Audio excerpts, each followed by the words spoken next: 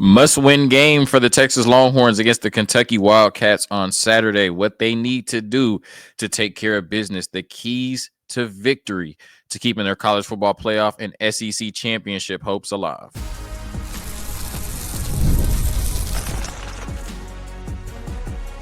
You are Locked On Longhorns, your daily podcast on the Texas Longhorns. Part of the Locked On Podcast Network, your team every day.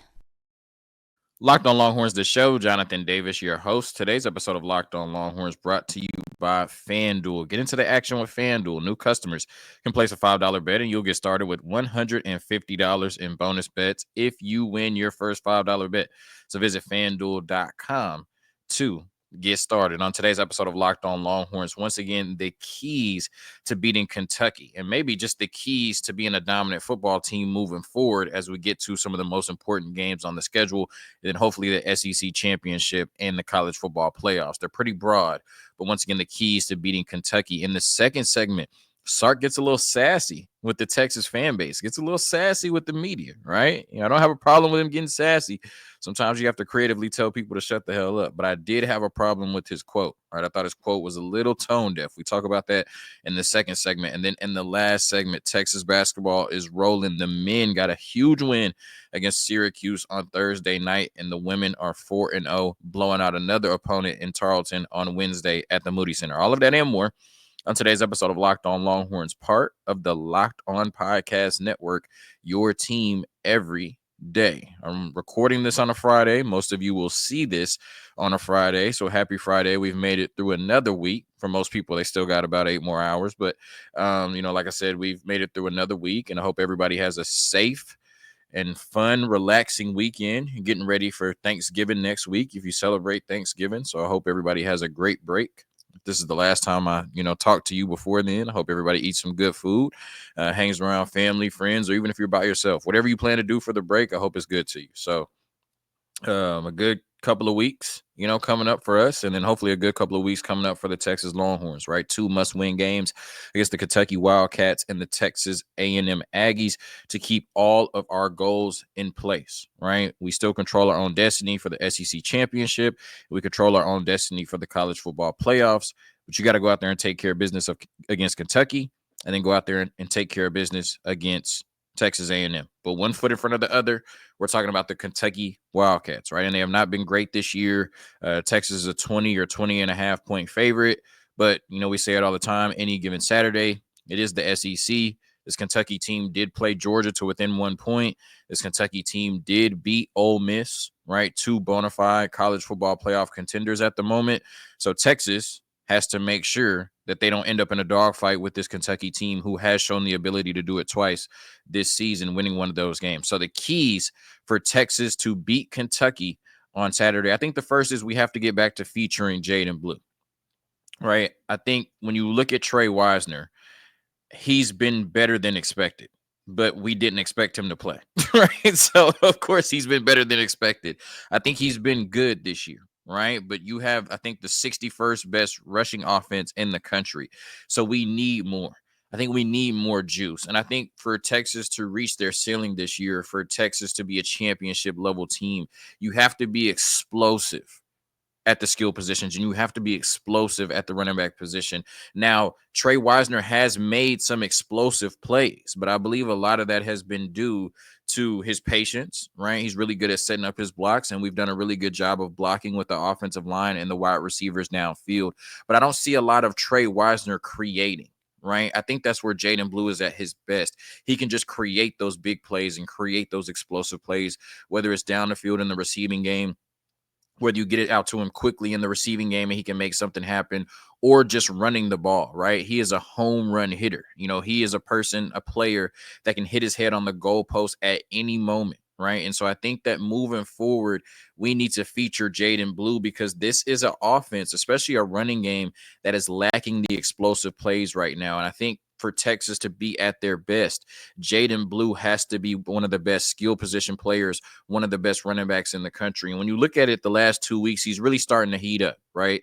He hasn't necessarily got the touches, but he's been really efficient with the touches he's gotten. So the last 2 weeks, 102 scrimmage yards against Arkansas and 127 scrimmage yards against Florida. Right. So the last 2 weeks over that 100 scrimmage yard mark, he's been really efficient, but only 25 touches the last 2 weeks. I think we need to get back to featuring Jaden Blue at least 20 times a game, right? Whether it's in the receiving game or running game, he needs to get 20 touches a game. I think we'll see an uptick in explosiveness from this Texas offense the more that we can feature Jaden Blue.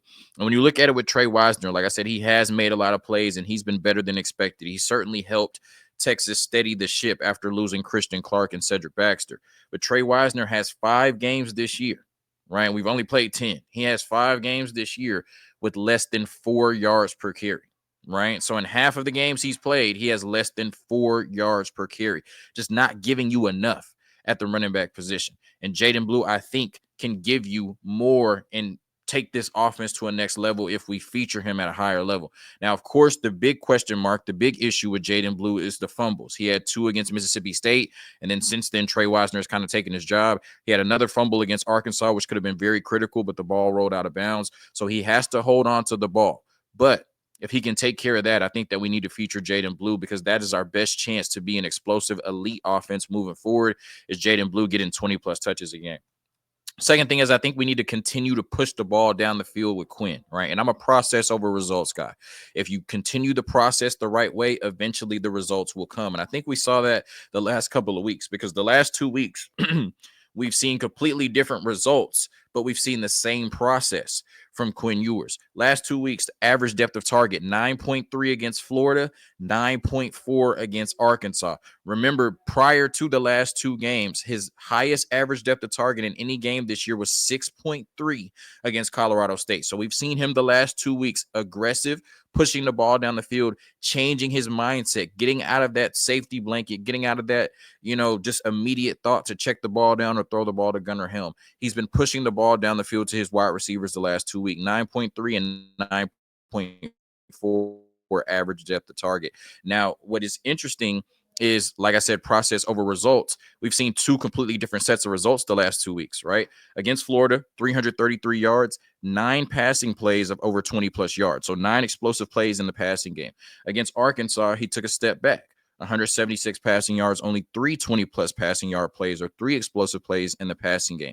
So he was pushing the ball down the field in the same manner, but he just wasn't as efficient with those opportunities against Arkansas. NFL passer rating against Florida, 151.7. It's almost perfect. NFL passer rating against Arkansas, 97.9. So what we saw the last 2 weeks is Quinn showing the willingness to push the ball downfield. Against Florida, we saw the results. Against Arkansas, we didn't. You have to give the Arkansas defense some credit for that. They certainly played a really good game.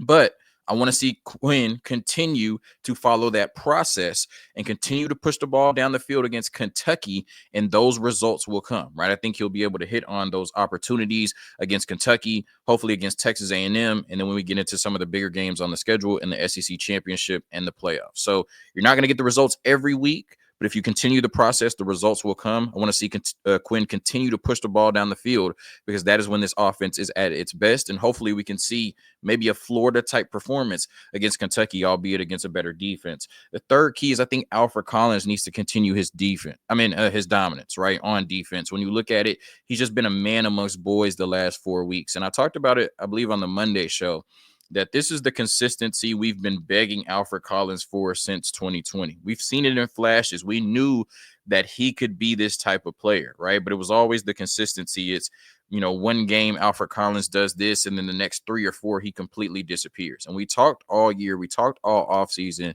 about how hard it would be to replace players like T'Vondre Sweat and Byron Murphy. Alfred Collins the last 4 weeks, Alfred Collins at his best has given you largely what you saw from T'Vondre Sweat and Byron Murphy last year, which is complete dominance up front, a game record up front, especially against Florida and Arkansas. When you look at it the last 4 weeks, according to Pro Football Focus, they have been Alfred Collins' highest graded games of the season. So in the 10 games he's played, the last 4 have been his 4 highest graded games, according to Pro Football Focus. So I talked about Jaden Blue heating up. Alfred Collins is certainly heating up over the last 4 games.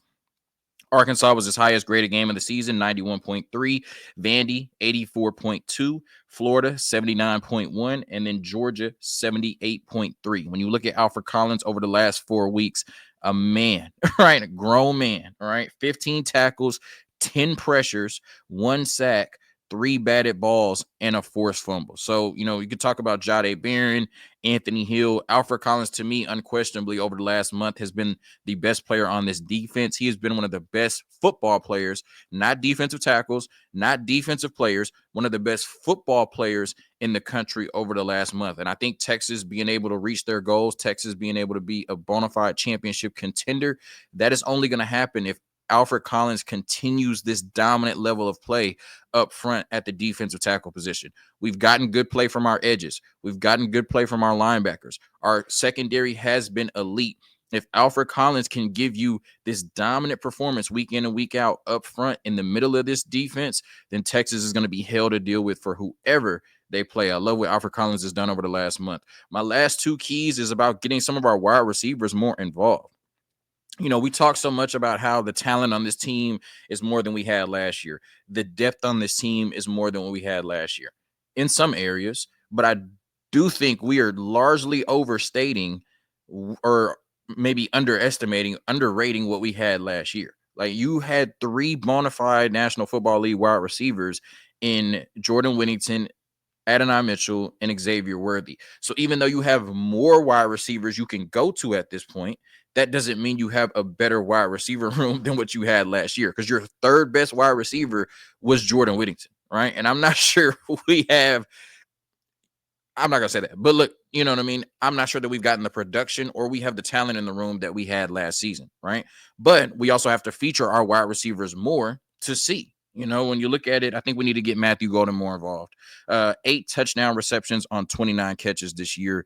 He's been great when given the opportunity. He has been great, right? I believe he leads the SEC in receiving touchdowns, but he only has 29 catches. You would think if a brother got 8 touchdowns on 29 catches, you should probably throw in the ball a little bit more. Only has 2 games this year of more than 3 catches. That is absolutely absurd. And then I, wrote down these numbers from Pro Football Focus. Last 5 games, he's run 176 routes. The last 5 games for Texas, Matthew Golden has run 176 routes. He has 11 catches in that span. 176 routes from our wide receiver 2, and he only has 11 catches in that span. We've seen Matthew Golden, whether it's against zone, whether against man, regardless of the opponent, regardless if you line up outside or in the slot, he gets open, he makes plays, runs great routes, tough hand catches. We're not getting him the ball enough. 176 routes over the last 5 games, only 11 catches. We need to feature Matthew Golden a little bit more. And I think you have to get DeAndre Moore or Ryan Wingo going, especially with Jonte Cook out of the mix now. Silas Bolden not giving you a ton at the wide receiver position, more of a special teams guy. You need a third wide receiver you can count on in these big games. Last year, you had that with Jordan Whittington being your third option. And then you had JT Sanders, right? So you could kind of go back and forth between who was your third option in the receiving game. DeAndre Moore and Ryan Wingo have to step up and be that guy now. Moving forward, DeAndre Moore had the opportunity against Florida, dropped 2 big passes. And then Ryan Wingo, maybe it's the freshman wall. Maybe it's just, he's kind of fourth in the rotation. So his opportunities are going to be inconsistent. But the last, 2 or 3 games, both of those guys have disappeared. And we need that third wide receiver option moving forward for this offense to operate at the highest level. DeAndre Moore, the last 2 games, 3 catches for 14 yards. That's not going to cut it. Ryan Wingo, the last 3 games, 4 catches for 24 yards. That is not going to cut it. We need one of those guys, and more than likely DeAndre Moore, because he plays a lot more snaps, to step up and be a vital part of this offense. So those are the keys to beating Kentucky. Really, those are the keys for Texas to be the dominant football team the rest of the season. We know they can be and be a championship level contender on the conference and national level. A quick word from our sponsors, and then I get into Steve Sarkisian's quote, where I thought he was a little tone deaf, getting sassy with the fan base, and what he said.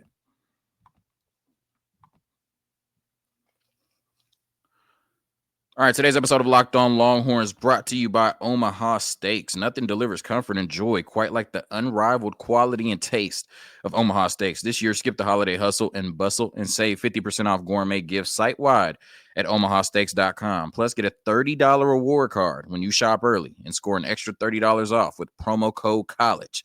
With 5 generations of experience, they consistently deliver the world's best steak experience, and the gifting experts at Omaha Steaks have made it easy to deliver the perfect gift with thoughtfully curated gift packages starting at $89.99. From legendary steaks to mouth-watering desserts and more. Save 50% off site-wide at omahasteaks.com. Plus, our listeners, Locked On Longhorns listeners, get an extra $30 off with promo code COLLEGE and a $30 reward card when you shop early. That's 50% off at omahasteaks.com. OMAHA steaks.com. And an extra $30 off with promo code COLLEGE. Minimum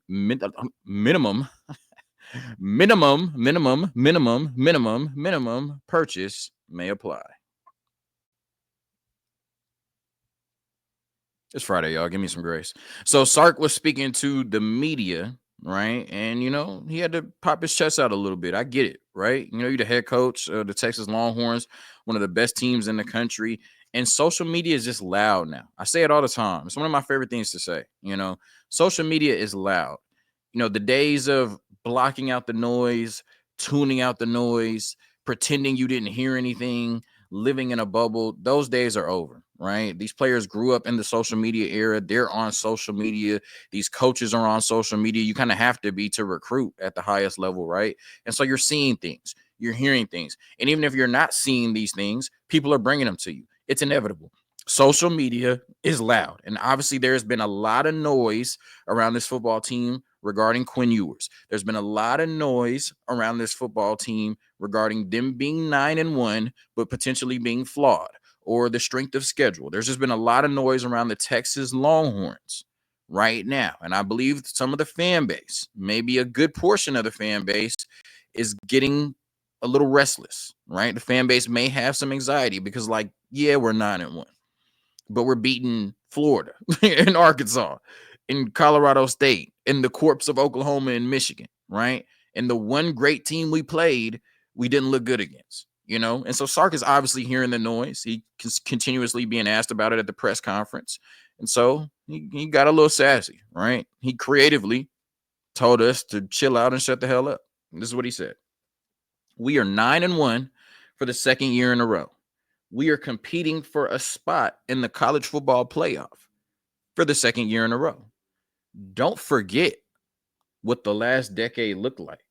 Let's just remember how good we've got it right now and appreciate this team and how good they are playing right now.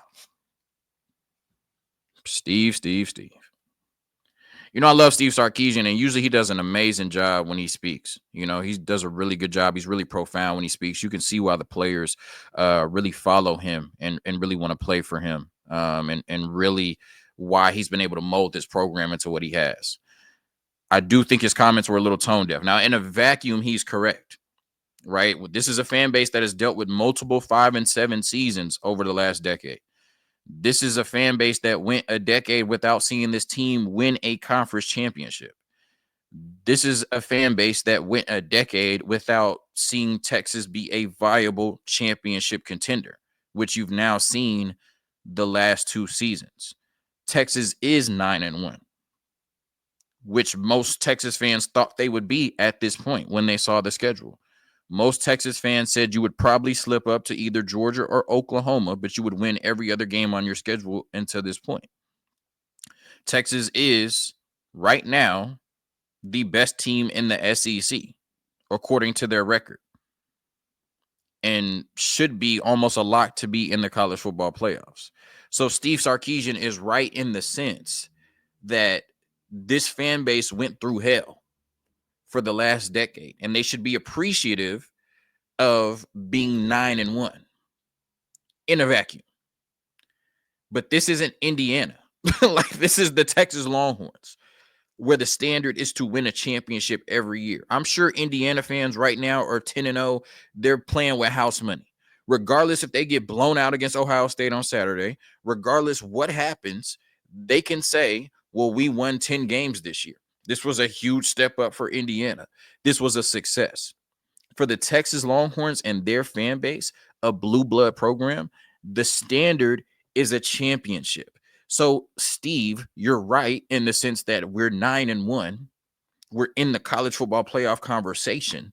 And because we dealt with 5 and 7 seasons, we should probably be a little bit more appreciative of where we are now, because things could go back to the way that they were, with culture issues, coaching issues, talent issues, development issues. So yes, we should be grateful for where we are now. But this is also the Texas Longhorns, where it's championship or bust every single year. And so the fans have the right to look at this team and say, yes, we're 9-1, but there are questions. You can't just tell us, well, you should be happy because we're 9-1, because Texas could go 11-1 and then lose the SEC championship and then lose their first playoff game. Are we supposed to be happy with that? Are we supposed to be satisfied? Is that the standard? No. So it's tone deaf to tell the Texas Longhorns fan base that they should just be happy because they're 9-1. Should they be happier than they are now? Probably. But should we be happy just because we're 9-1? No. And I thought that was tone deaf from Steve Sarkisian, because when you look at this team, they have not beat a team that is currently ranked, right? Vanderbilt, Oklahoma, and Michigan were all ranked when they played them, but they have not beaten a team that's currently ranked. Well, I don't know if Oklahoma's ranked. I can't remember. Maybe ranked at the end. But either way, they have not beat a team that's currently ranked. The only legitimate contender or playoff team you played against was Georgia. You were thoroughly outclassed in that game, and your quarterback got benched, or you benched your quarterback in that game. You panicked. Your quarterback, Quinn Ewers, has been largely inconsistent. Your running game, which you're known for, is average, and we have not been consistently able to run the ball. It is fair for national media and fans to question, once we play better teams, once we play better competition, what version of the Texas Longhorns are we going to see? Are we equipped to win at the highest level against some of the best teams in the country? That's fair for Texas Longhorn fans to wonder, right? And for Steve Sarkisian to basically tell us to be grateful that we're 9-1, that is not something you can say to the Texas Longhorns fan base, because once again, this is not Indiana. 9-1 is not, oh, okay, well, we're 9-1, we're good. It is championship or bust. And it's fair for people to question if this is a championship level team. So once again, should fans be a little bit happier? Probably. But should we be satisfied with 9-1? No. And I thought that's where Steve Sarkisian's comments were just a little bit tone deaf. But I do support him being sassy and clapping back, because when people are coming at the throne, sometimes you got to let them know why you're sitting there. All right, a quick word from our sponsors, and then we get into the Texas basketball team. 2 big wins from the men and the women over the course of the week.